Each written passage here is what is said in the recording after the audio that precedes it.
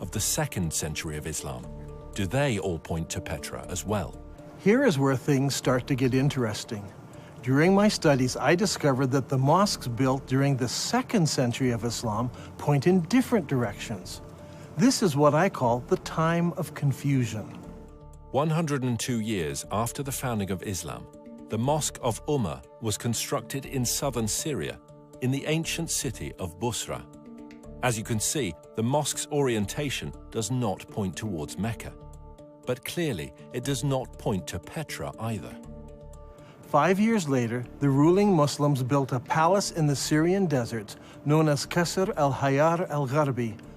This is a drawing of the floor plan of the palace and the mosque in the corner of the complex.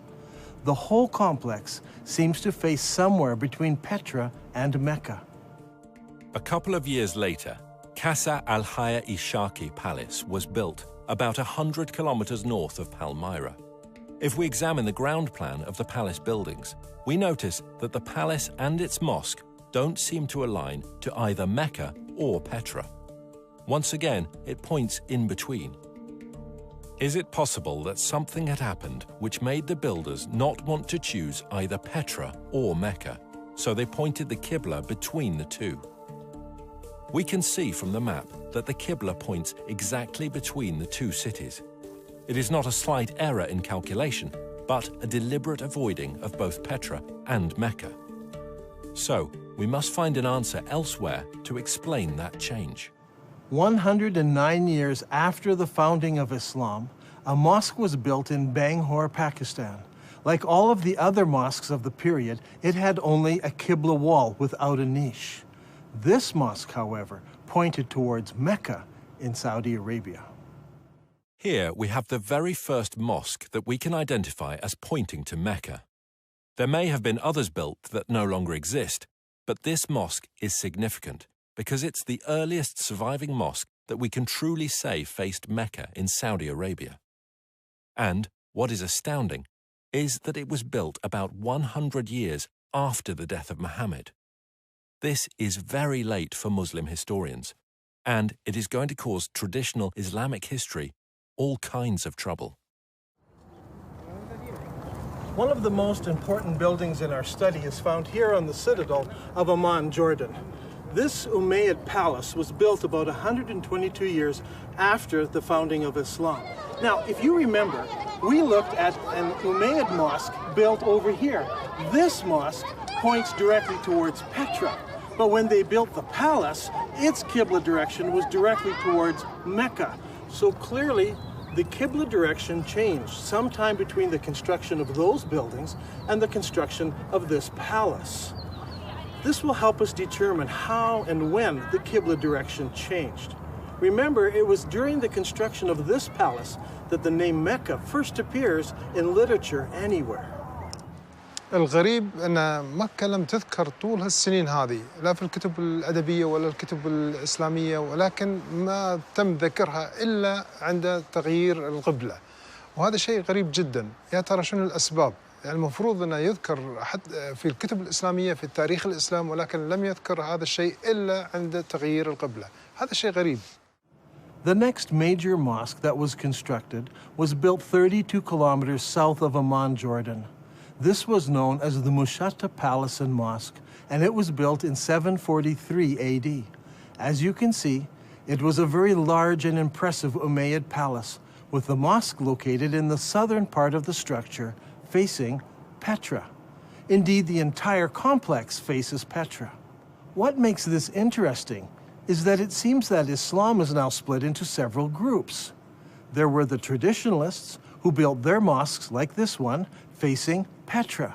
But there were reformers whose mosques face Mecca. And there were others who were not in either group, and they refused to select either of those qiblas.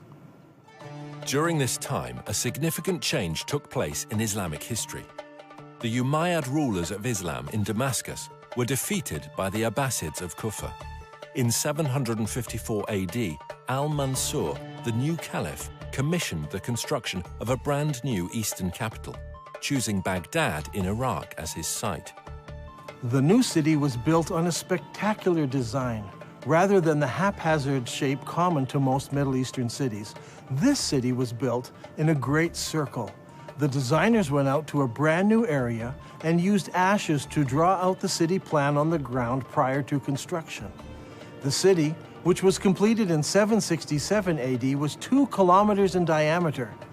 As you can see on this drawing, the main mosque of the city had no niche indicating the direction of prayer. That was to come later.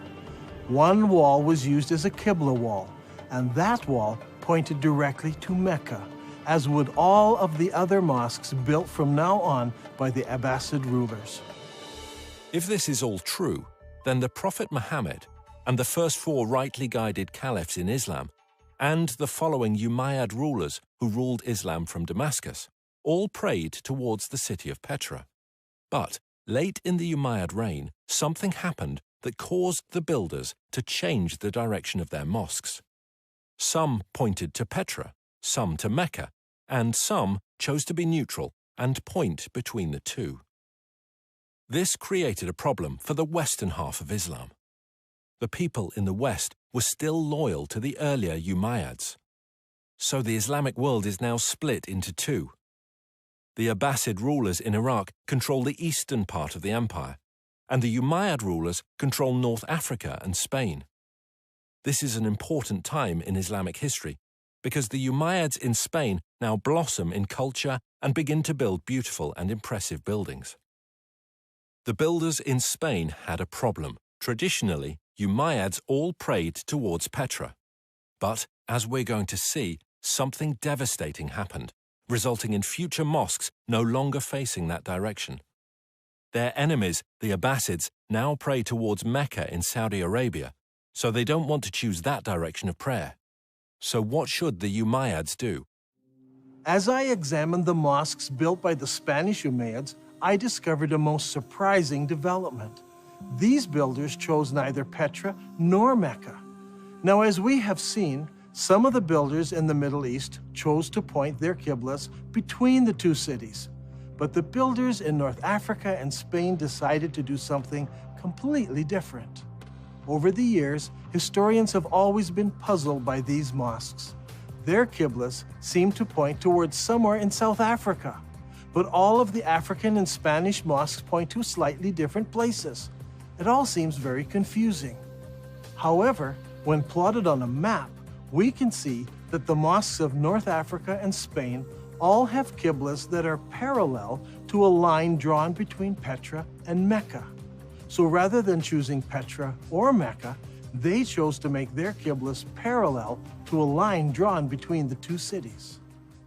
كل المسلمين يعرفون بأن مكة موجودة في السعودية، وأنت في نظريتك اليوم يعني تقول لي مكة موجودة في البتراء، على أي أساس أنت جبت هذا الفكرة؟ يعني شنو الدليل؟ شنو البرهان هذا؟ يعني برهانك ودليلك على هذا الشيء؟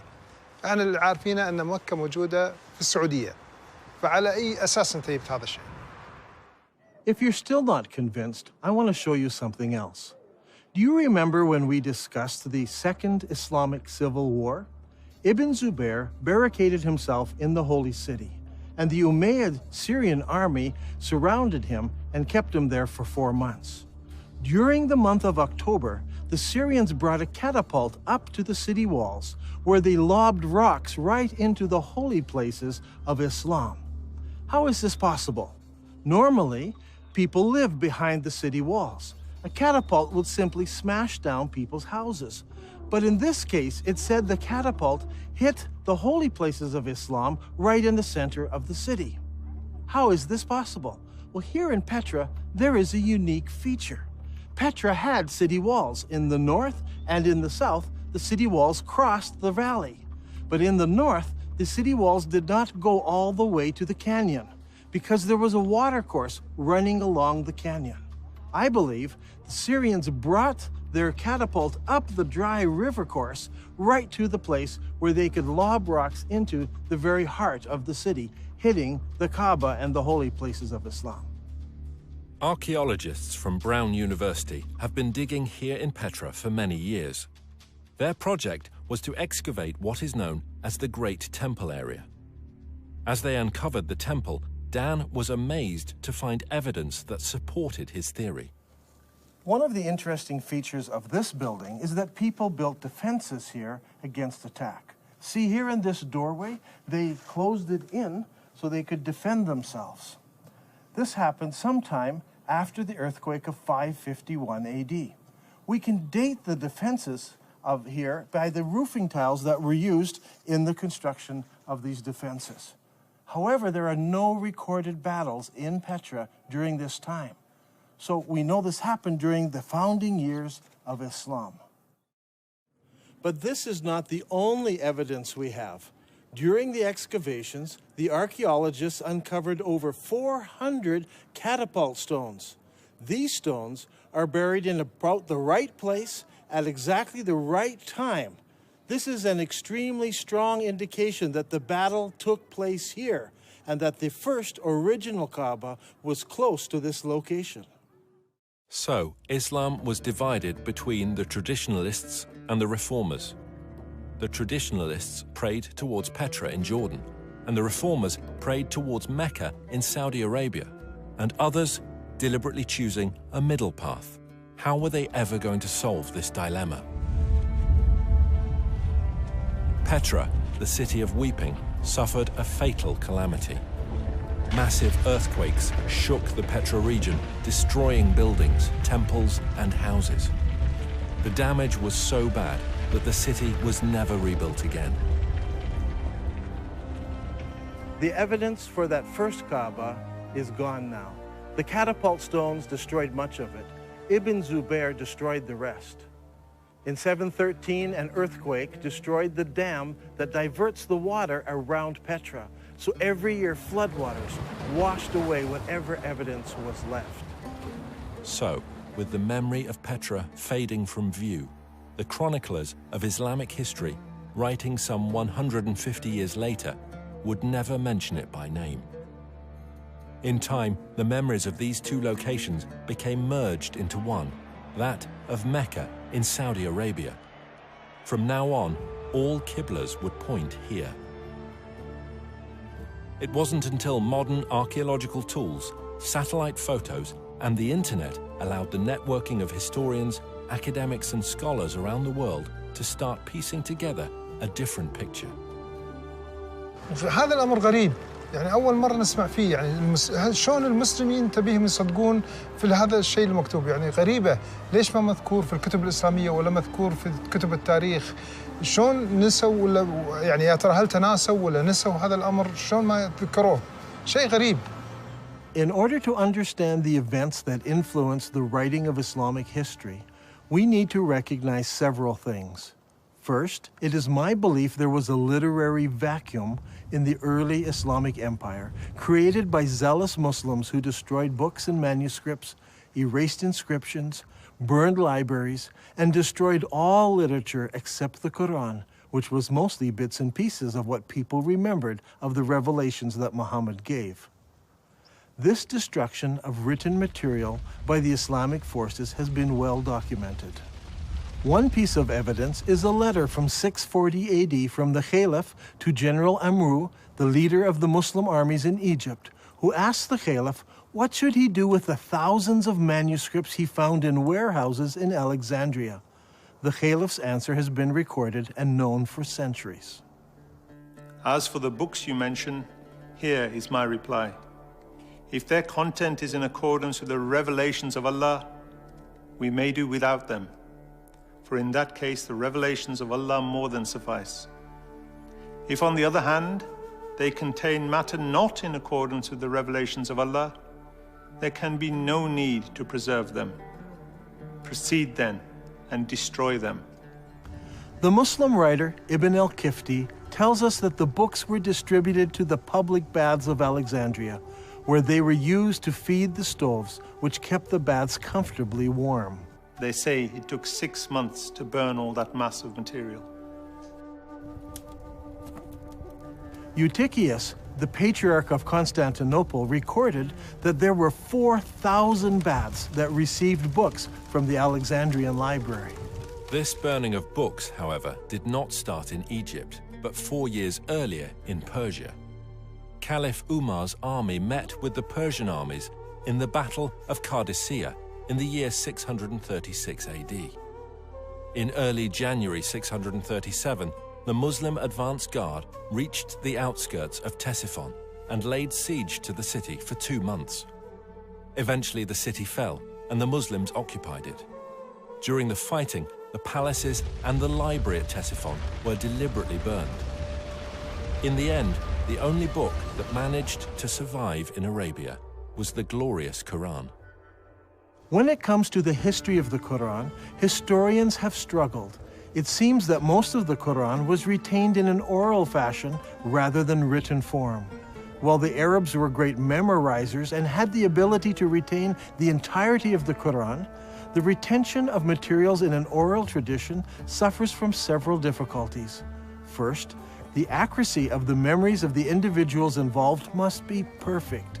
In the case of the Quran, arguments arose over the various verses, how they should be rendered, and if they should or should not be included in the whole. Second, the problem of transferring knowledge from the learned to the novice is often a difficult step. In the case of the Quran, most of the men who memorized the sayings of Muhammad were also warriors. As is often the case, warriors die in battle, and their knowledge of the Quran perished with them. This is amply illustrated in the Battle of Yamama, when an estimated 450 men who had memorized the Quran were killed.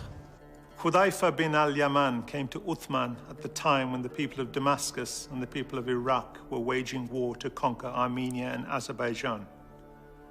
Hudayfa was afraid because the people of Damascus and Iraq had differences in the recitation of the Quran.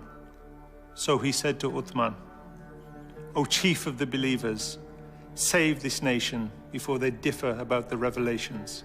So Uthman sent a message to Hafsa saying, "Send us your manuscript of the Quran so that we may compile the Quranic materials into perfect copies and return the manuscript to you." Hafsa sent it. Then a group of men sat down to create a new copy of the Quran.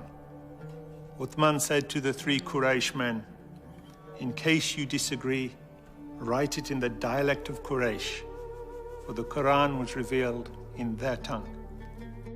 When several copies were written, Uthman returned the original manuscript to Hafsa. Uthman then sends every Muslim province 1 copy of what's been written, and he orders that all of the Quranic material, whether written in fragmentary manuscripts or even in whole copies, that they all be burned.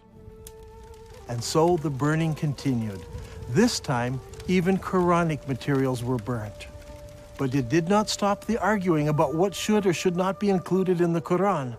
When the new Qurans arrived in various provinces, people argued against them. Sa'id bin Thabit said, "A verse from Surah Al-Ahzab was missed when we copied the Quran, and I used to hear Allah's apostle reciting it. So we searched for it and found it with Husayma bin Thabit al-Ansari." These 5 or 6 copies were now the only Qurans in the entire Muslim empire. Uthman's order to burn all other Quranic material tried to wipe out all Qurans everywhere, except the few that were held by the provincial governors. In effect, all non-Muslim books were destroyed, and then the Muslims destroyed all of their own books and writings, except for 5 or 6 copies. Remember, the Islamic Empire at this time stretched from the Atlantic Ocean through the Middle East all the way to Afghanistan, and only 5 or 6 copies of the Quran existed in all those millions of square kilometers. This is what I refer to when I speak of a literary vacuum. Much later, once the Abbasids took control of the Islamic Empire, they recognized this literary vacuum and they set out to correct it. The problem was, they were interested in producing an Abbasid version of Islamic history.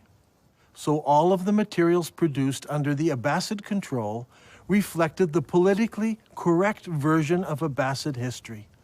These histories and hadiths about the previous 250 or more years were collected, copied, and distributed. Those books that were written earlier were either destroyed or edited by later writers who thought they found errors in them. Under Abbasid rule, massive religious, scientific, and academic projects were undertaken. The Abbasid rulers encouraged scholarly development that would not only present the early years of Islam in a good light, but would also confirm their own right to ruling the empire. During this period of time, we find the great Islamic historians writing their treatise on Islamic history. And they also edit the earlier accounts. For example, we don't have Ibn Ishaq's original biography of Muhammad, as Ibn Hisham, under the Abbasids, corrected what he called grievous errors in the original account. After the editing of Ibn Hisham, the rest of the great Islamic historians began to write their histories, and they present us with an Islamic history that was tailored to suit the religious and political worldview of the Abbasids of their day. Is it possible that Muslims today are victims of an Abbasid cover-up? Did the Abbasids purposely turn Muslims away from praying towards the forbidden gathering place in Petra, as the Quran commands, and make them pray towards the Black Rock, now residing in Mecca? Are Muslims still being misled by Abbasid propaganda? I believe the stage was set when early Muslim leaders gathered together the various scraps of the Quran. The problem wasn't the collection, it was the destruction of anything that opposed their view. There is a great divide here between Western thought and Muslim thought. In Western thought, the later manuscripts are less reliable, as they are copies of copies. We need to go back to earlier source material, as it's more accurate. Muslims, on the other hand, think earlier manuscripts are less reliable, and later manuscripts replace earlier manuscripts. Even in the Quran, later revelations replace or abrogate earlier revelations. Once you allow the concept of abrogation, you open yourself up to accepting all kinds of changes. If the Abbasids tampered with history, did they go so far as tampering with the text of the Quran? For instance, how did the name Mecca get into Surah 48? Abu Bakr, the successor of Muhammad, made the first compilation of Quranic material. Uthman, who followed him, used that collection and then added to it. The historians tell us that even after Uthman had compiled his Quran, people remembered still more verses that Muhammad had revealed. Every time a new Quran came out, it was touted as the most complete Quran. The previous ones were okay, but the newer ones were more complete, with more revelations in them. Did the Abbasids bring out an even more complete Quran that contained mention of Mecca? Today we have many of the Abbasid Kufi Qurans in museums from Istanbul to Samarkand. These Qurans use the Kufic script invented in the city of Kufa. But what about earlier Qurans written in other scripts? I have searched through many of the early Quranic parchments written in pre-Kufic script. It should come as no surprise that none of the pre-Kufic material includes verses about the changing of the Qibla or the city of Mecca. Historians have challenged me that I'm trying to rewrite all of Islamic history. I assure you I'm not trying to do this. I'm only suggesting one small change. Long ago, the holy city of Islam was referred to as Mecca. I believe that name was used for the city of Petra after repeated earthquakes killed many people. After Ibn Zubair moved the Black Stone to Mecca, scribes had only to make one small change to Islamic writing. In Arabic, Mecca is written like this. It's very easy to change the ba to a mim. Watch again. That's all it took. It is virtually undetectable to later readers. Did the Abbasid scribes correct an earlier reference to Mecca in the Quran and make it into Mecca?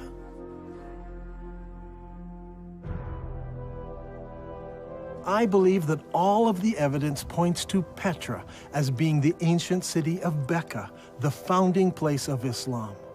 All of the mosques of the first century of Islam point to the forbidden gathering place in Petra, and all of the descriptions fit Petra, not Mecca. Muslims are instructed in the Quran to pray towards the forbidden gathering place. The Quran says nothing about the Black Rock.